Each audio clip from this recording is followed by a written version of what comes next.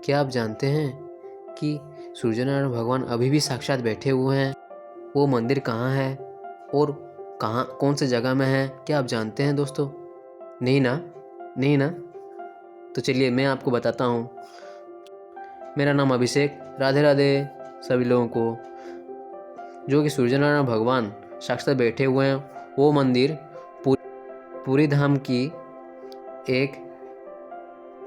छोटे से गांव की अब अवस्थित है। अभी भी वो मंदिर अभी स्थित है। उसका नाम है कोणार्क मंदिर, जो कि हजार साल पुरानी है। इस मंदिर में अभी भी उनके रत्न सिंहासन है, जो कि साक्षात सूर्यदेव भगवान बैठते थे। तो चलिए मैं आपको दर्शन करवाता हूँ उनका रत्न सिंहासन।